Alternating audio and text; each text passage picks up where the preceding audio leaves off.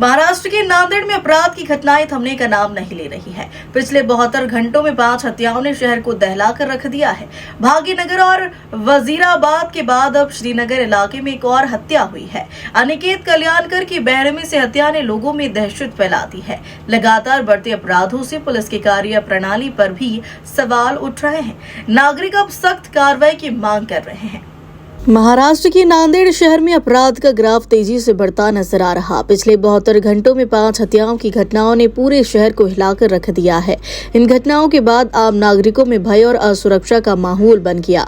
2 दिन पहले भाग्यनगर थाना क्षेत्र में 3 युवकों की निर्मम हत्या कर दी गई थी। उसी दिन वजीराबाद इलाके में भी एक व्यक्ति को मौत के घाट उतारा गया। अब ताजा मामला श्रीनगर इलाके से सामने आया, जहाँ एक युवक की हत्या कर दी गई। मृतक की पहचान अनिकेत कल्याणकर के रूप में हुई है। अज्ञात हमलावरों ने धारदार हथियार से उस पर हमला कर दिया।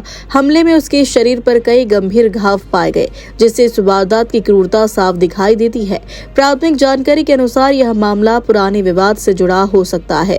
पुलिस ने एक संदिग्ध को हिरासत में लेकर जांच शुरू कर दी है, लेकिन लगातार हो रही वारदातों ने पुलिस प्रशासन की कार्यशैली पर सवाल खड़े कर दिए हैं। शहर में बढ़ते अवैध धंधे और आपराधिक गतिविधियां चिंता का विषय बन गई है। कुछ दिन पहले वाजेगांव में विस्फोटक पदार्थ की घटना का भी अभी तक खुलासा नहीं हुआ। ऐसे में नागरिकों का गुस्सा और डर दोनों बढ़ते जा रहे। लोगों का कहना है कि अब केवल आश्वासन से काम नहीं चलेगा। अपराधियों के खिलाफ कड़ी और ठोस कार्रवाई जरूरी है। मीडिया 9 के लिए नांदेड़ से राहुल सरपाते की रिपोर्ट। जे मर्डर आहे भाग्यनगर पोलीस स्टेशन हद्दमध्ये, ह्यामध्ये विक्टिमचं नाम सोनू कल्याणकर आहे।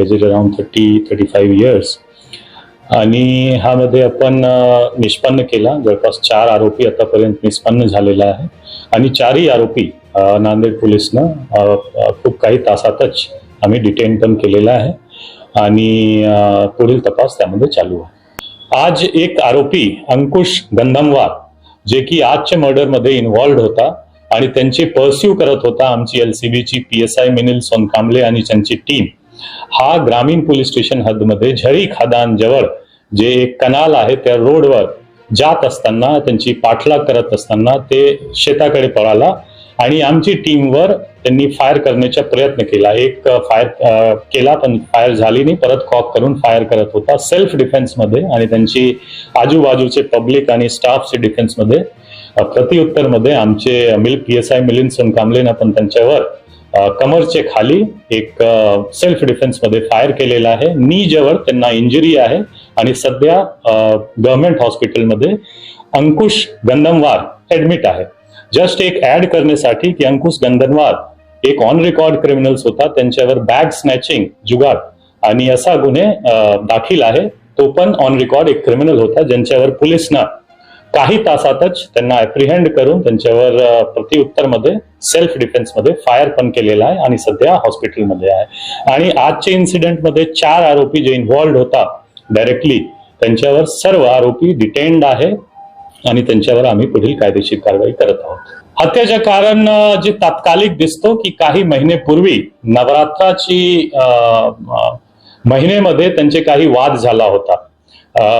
काही वादविवाद, शिवीगाळ वगैरे झाली होती, किरकोळ वाद, आणि नंतर काही दिवसापूर्वी आता सुद्धा काही त्यांची बाचाबाची झाली होती जी किरकोळ स्थानिक लेवलवर होता आणि त्याच राग मनात धरून असा एक किरकोळ रिजनवर असा एक फायर झालेला आहे असं दिसतो।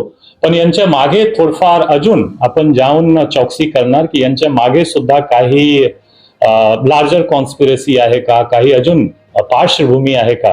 रिजन असा आहे की जे दोन्ही पार्टी इन्व्हॉल्व्ड आहे, सोनू कल्याणकर यांची पण क्रिमिनल पार्श्वभूमी आहे।